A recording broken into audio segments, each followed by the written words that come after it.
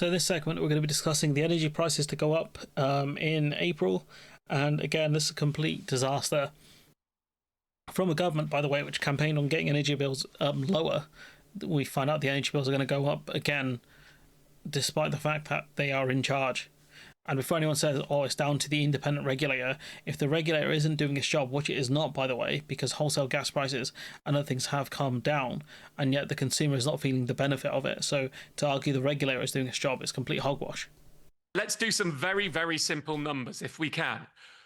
Currently, the cheapest fixes available on the market, that's where you lock in a price for a year, which most people can do unless you are on an old school prepayment meter.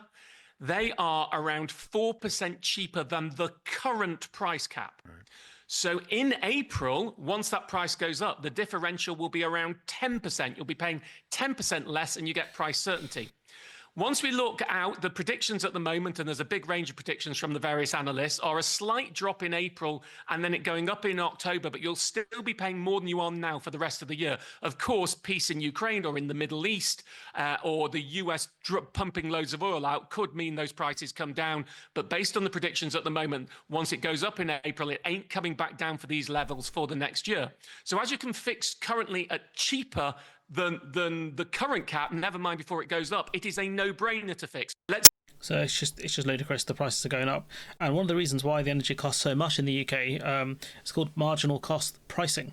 So this insight discusses the marginal cost pricing system, which prices electricity from all sources according to the most expensive source. So even if we have things like solar energy, which is cheaper, you're still paying more for your energy depending on what the most expensive source of energy is. And if we look at it here, the proportion of electricity generated from renewable sources has increased, but yet we're still going to pay the highest amount. And the energy, the way the market is structured really just benefits the ones that are supplying the least cost-effective material, energy, in my opinion. So this is such a stupid system. I don't know which other country follows this. But in terms of discussing, things with Starmer and the things he said before, there's another clip. Across the country, and I remember acutely, I was in Dewsbury talking to pensioners. This was last year in the freezing winter, and they said to me, many of them said to me, we don't get up till nearly lunchtime now, Keir, because we can't afford to put the heating on. One of them said to me, I'm in a thermal sort of dressing gown all day long because I'm scared of putting the heating on. So, James, I'm sorry for the Labour Party to have a big, bold, strong, fully costed plan which will not put them through that misery this Christmas, this winter, is not kicking the can down the road. It is meeting the concerns of millions of people. So, this was a couple of years ago. He met pensioners who couldn't afford to put the heating on. Now, as kind of Salithorpe puts out here, in July, the cap was £1,500.68. Keir scrapped the universal winter fuel allowance for pensioners. The price cap is now £1,738 and will rise to £1,849 in April. So again, suddenly, does Keir not care about these people, these pensioners? And there's more clips of him discussing it. Energy companies can't provide energy that people can afford. Should they be nationalised? Well, the choice we've made in our plan is that every single penny that is needed for this plan will go directly to reducing the bills of families up and down the country. If you go down the nationalisation route, then money has to be spent on compensating shareholders. And I think I would like to see a public option.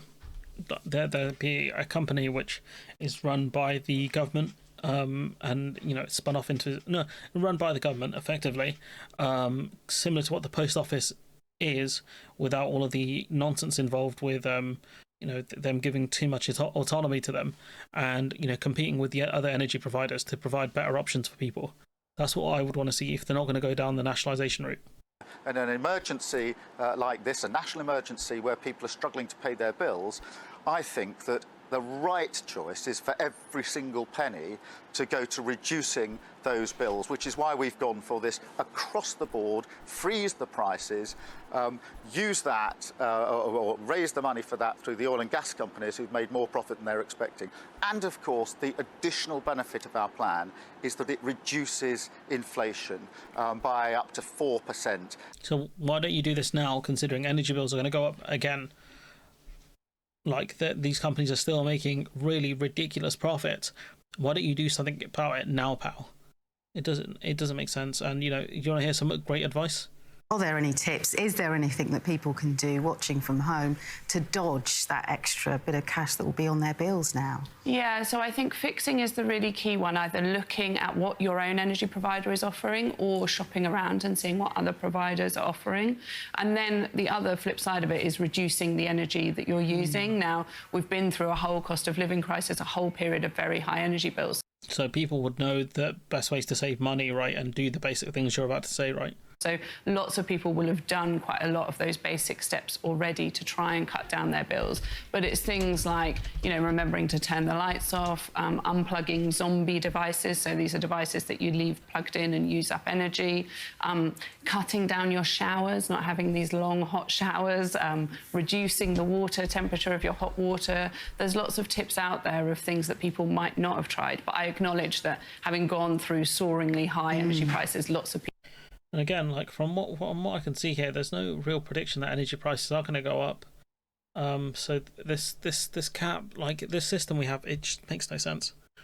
But don't worry, guys. The guy who's in charge of this agonised over it. So this is from Sally Ann Cooper from Walsall, who says, why don't you set a lower price cap when company profits are so high? How can you allow them to make so much money when we're struggling to pay the bills? Yeah, look, we agonise over our price cap decisions. Yeah, energy network owners made 3.9 billion in excess profits from higher bills, says report. But you agonise over it and think like, oh, do you know what, guys? Oh, I'm going to have to do it. I think Ofgem should be abolished and replaced with a regulator that has teeth. And any time the energy bills go up without the wholesale costs going up, they should get dragged in front of committee and be asked, you made this amount of money in terms of profit. Why are you putting prices up again? And that these companies should be scared to put energy prices up. That's what needs to happen alongside a public option. And unfortunately, my go Ed Miliband looking washed as ever now. It's tragic what's happened to my boy here. All of these pressures that are caused by energy prices make life harder. And this shows the dangers of our reliance on these fossil fuel markets, which are not in our control, but in the control of petrostates and dictators around the world. And why are we paying the highest energy prices in the world, Ed?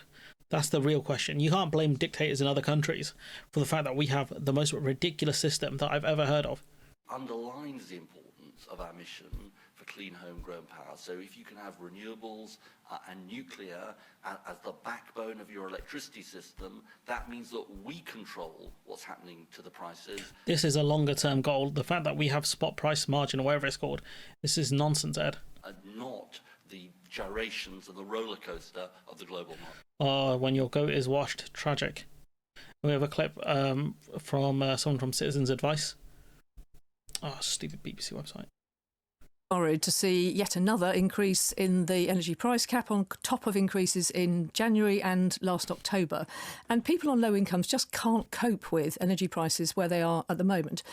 Our research has shown that there are now nearly 7 million people who are living in households who are in debt to their energy supplier.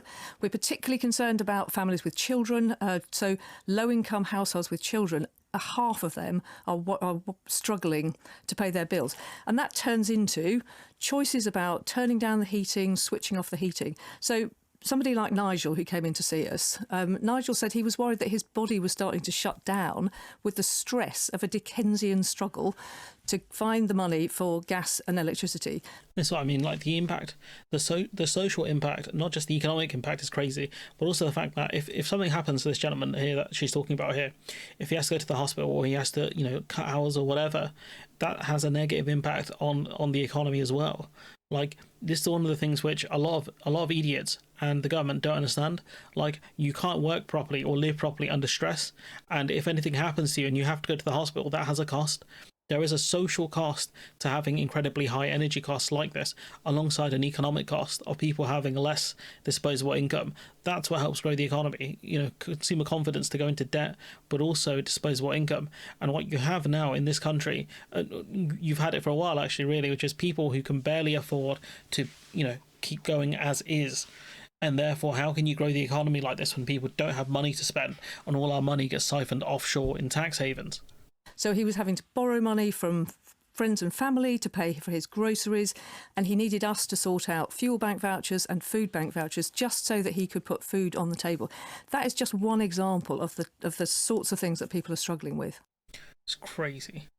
Starmer was saying Labour's first steps to set up Great British Energy will save families up to £300 off their energy bills. A vote for Labour on Thursday is a vote for change. I mean, the energy bills have gone up. So again, I just don't know.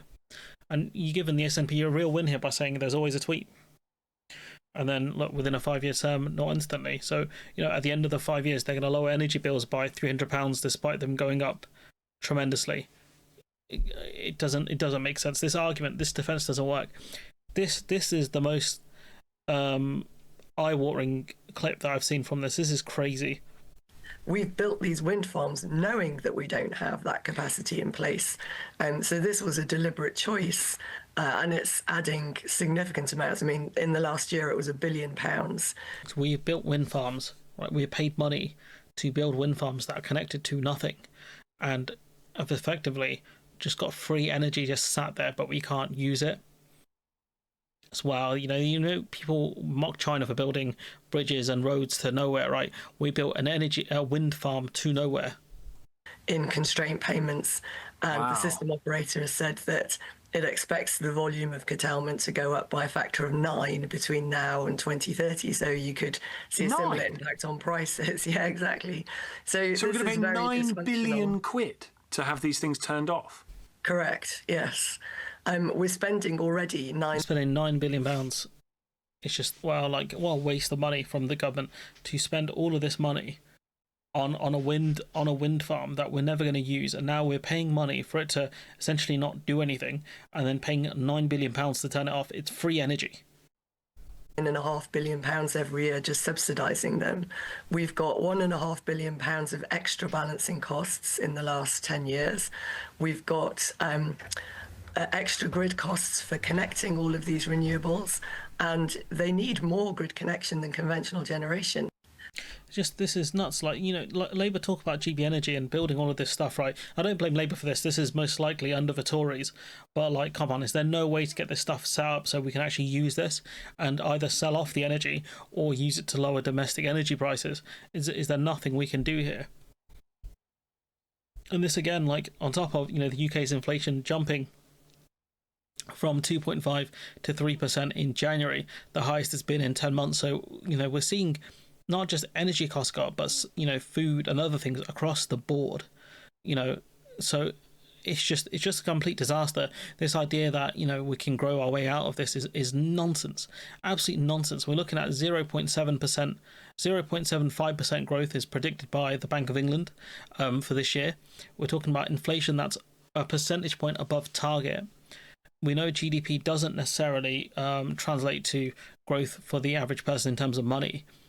This whole system we have is just a complete house of cards, and it's falling apart before our very eyes. And this really is the kicker for me. Again, you've got Reform UK above Labour Party in another YouGov poll. They're getting back-to-back wins here in these polls. And do you know what's going to help you, resolve this? Is dealing with the energy companies. I guarantee you, if Nigel Farage, and he probably will do this once some of the Ukraine stuff calms down a little bit, this new cycle, what he's going to do is say, the reason we're paying so much for energy is net zero. And if it was up to me, I'd abolish Ofgem.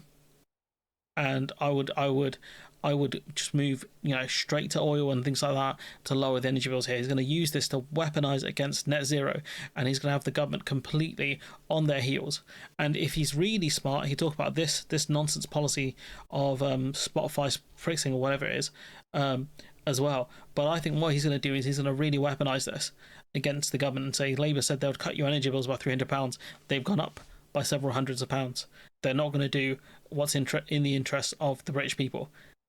If Farage is smart, he'll weaponise this, because energy bills are paid by pretty much everyone. And I can tell you now, a lot of people are feeling this one.